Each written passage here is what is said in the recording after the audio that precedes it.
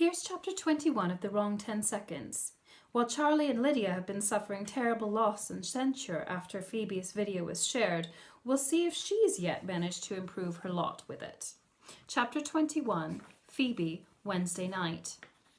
For a few days, Phoebe managed to stop annoying people with stupid questions.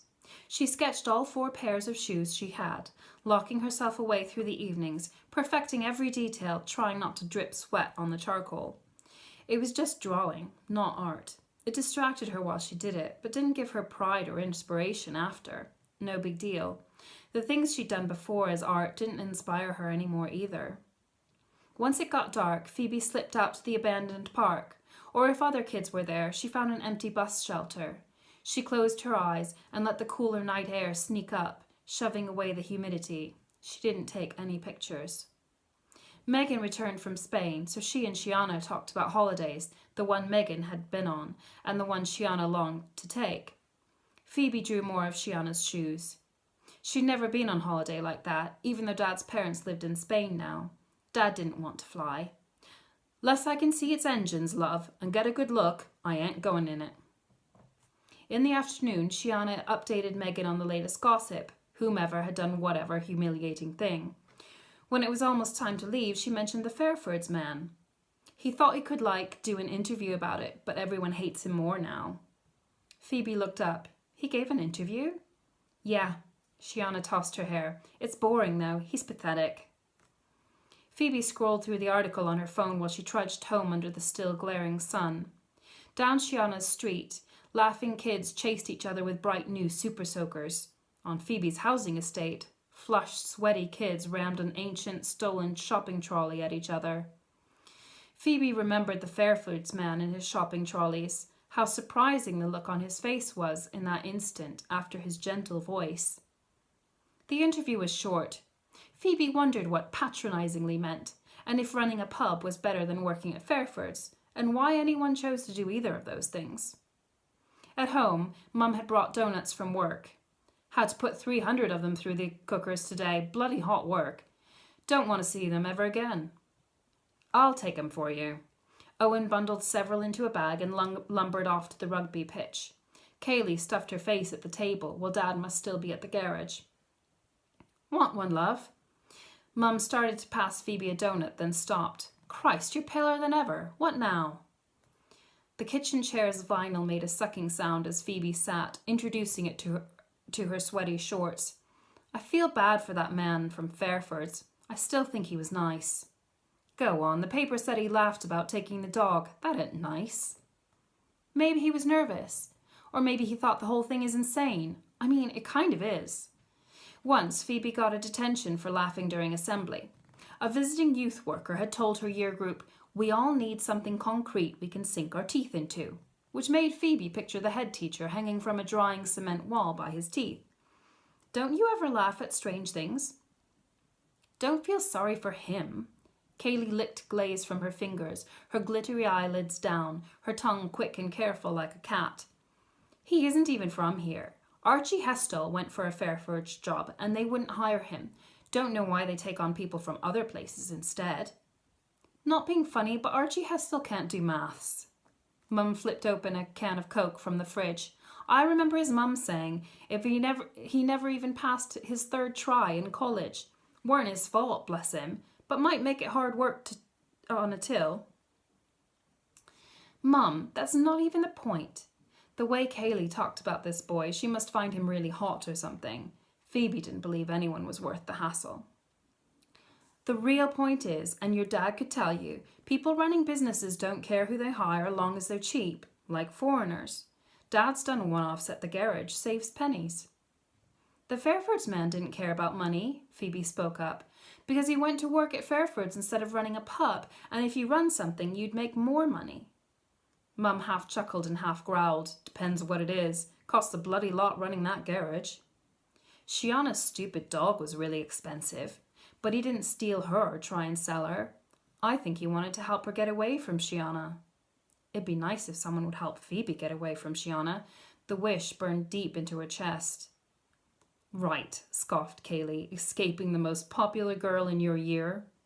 She's not actually popular. People are scared of her. She's mean. She's a bully. You don't even know the stuff she's said to me or Phoebe's face went high, pitched to the ceiling by this crazed knot of flame. That's because you're so weird, Kaylee said, slumped, her eyes still half shut. You ask to be bullied, running out of classes or randomly laughing or asking, fuck you. Phoebe launched herself off the sticky chair toward her sister. Her voice came out freakily low now. Fuck you, Kaylee. You ask to not keep boyfriends because you're so stupid and never think about anything interesting. What? Rage blotched Kaylee's face, wrestling with her heavy makeup for visibility. Mum's grating laugh still sounded as if it should smell of cigarette smoke. Bloody hell, there's my baby, finally acting like a normal teenager. You fuck off too. Phoebe stalked to her room and locked the door. She must have sweated herself to sleep in the hot, humming box, because she woke when it was finally dark. Her phone said it was 11:30. When she cracked her door open, noise from the telly angled through. Churning hunger lured Phoebe to the kitchen, where the fridge rumbled against the heat and the little fan whirred uselessly on the table. It made the donut bag crackle, and Phoebe found a last chocolate frosted one inside. Told Dad to save that for you. Mum stood in the doorway with a beer. The only nice thing she could give Phoebe was yummy food. The donut was good, but not enough to earn Mum forgiveness. Right. You can come watch me play Candy Crush, offered Mum, so long as you're quiet. Phoebe finished the donut and swept her entire palm with her tongue. Not dainty and cat-like, more like a lion. She would lick clean the bones of her enemies. No, I'm going out. She yanked her hoodie from the hook by the door. Was it worry, brightening Mum's eyes? It's late, love. You don't want to go out in the dark. People get wild on the holidays. Fine. I'm wild too. Phoebe slammed the door behind her. Wild and weird. Why not? She didn't go to the park or any place empty. She went toward town, itching for something to scare her either back into hiding or into fighting. Something that would help her settle the boundaries between real Phoebe and fake Phoebe. So she followed the inner ring road, closer to town than she usually went. The air hadn't lost its stickiness, and her hoodie clung to her as she hurried along. The lit tower of the cathedral marked the city centre, and hulks of 60s offices flanked it like bodyguards. Phoebe's reflection glinted in opaque shop windows, and she passed quickly enough not to see it. Fans rattled from upstairs apartments. Taxis went by in a police van. No one noticed Phoebe. They were occupied with themselves. Couples kissed, some so drunk Phoebe thought they were only doing it to hold each other up. A group of girls stumbled along, with two boys drooling hopefully behind them. One of the girls kept asking loudly if her makeup was all right. Another insisted her stepmother hated her. A guy heaved down the side of a bridal shop, and his friends fell about laughing at him. None of them made spending an evening out look like a great time. Fake Phoebe, the one who acted in Shiana's videos, had been missing for so long it was hard to imagine her going for it either. Why did everyone talk this up as the big goal? Idiots, all of them.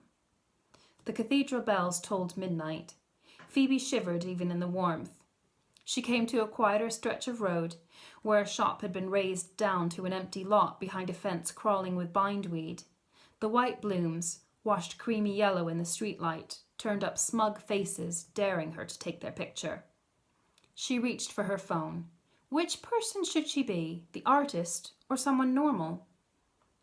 Probably some people figured out how to be both. Like Miss Shelley, she never seemed tangled up in her own thoughts. But Phoebe couldn't do things halfway. She had to shut down one longing or the other, the longing to create or the longing to fit in. Juggling the phone uncertainly, Phoebe knocked her camera app back into its gallery. At the bottom of the screen, beneath photo thumbnails, the video of the Fairfords man glowered, marked with a triangle play icon, an arrow pointing forward as if it could show the way. Phoebe let it play silently, watching the mad scramble, the dog's confusion, the man's frustration turning to joy. Freedom was messy. It was terrifying. Phoebe looked back up at the bindweed blossoms, and her finger hovered, ready to turn her phone off. She hadn't asked for any of this, had she? A hectic avalanche of sound tumbled at Phoebe's ears from a bus stop ahead of her.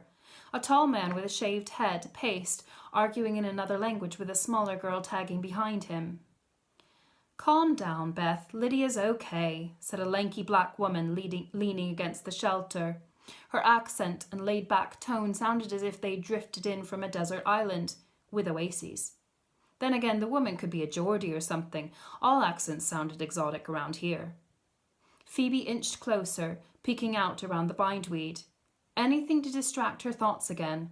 The black woman traced bus stop graffiti with her fingernail, and the other two kept chattering at each other. "Oi, speak English!" A reedy voice cut across the tangled words, and 3 men appeared through a break in the fence. "We don't let you lot in our country so you can steal our benefits and not even speak our language." "Yeah, fuck off home," shouted another one. The black girl quaked. With laughter, Phoebe realized, stunned. The foreign man smiled at the intruders. "I beg your pardon, gentlemen. My sister and I did not see you lurking and naturally did not intend to be rude." "What are you trying to say? What are you trying to say?" The second guy, scrappy in a vest, got close to the nice man's face. The others growled, oozing sweat like simmering drops of rage. "I am merely apologizing, in English of course, for causing offence." He had an iron grip on politeness. The little sister, Beth, huddled beside him, not shrunken but coiled. Who would lose control first? The Fairfords man had lost it. Maybe it would even be Phoebe. "Ain't good enough, mate," snarled one of the guys. "We want our country back." "Piss off," the black woman still grinned. "What did you actually get for English in your GCSEs? Or for history? What do you know?" "Anna," Matt snapped a warning. The intruders turned on her, anger igniting. Phoebe pictured flames licking their skin. Her finger pressed the record button on her phone. One of the Phoebes must have told it to. "Go back to the desert." Anna straightened to an impressive height. "I'm from Birmingham, you useless twats. And I'm speaking exactly your language when—" "Please, let's not get overexcited." Matt grabbed Anna's arm. "We are waiting for a bus. We have to work in the morning." "See?" Beth added, fists clenched. "Work, no benefits." "Taking our jobs, then," one man howled, while another bent into the dark gap in the fence, throwing a stone as he stood. Beth screamed. Matt dug out his phone. It shook in his hands. "I'm ringing the police." Phoebe's fingers wouldn't stop filming. "Ignorant tosspots," Anna mocked the gang. "Want a job? You won't find one with criminal records for assault." "Hello? We need police. Police right away," Matt shouted into his phone. More stones clanged against the plexiglass bus shelter where the 3 friends ducked.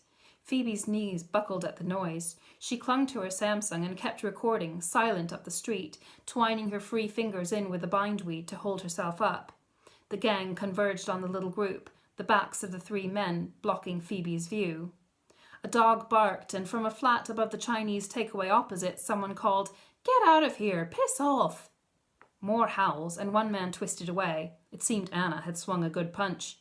Matt shouted directions to the emergency services dispatcher.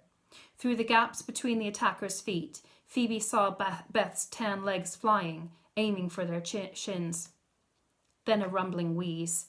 "Bus!" yelled someone as it pulled into sight. The 3 men ran past where Phoebe stood clutching the fence. They didn't notice her or the red recording light of her camera.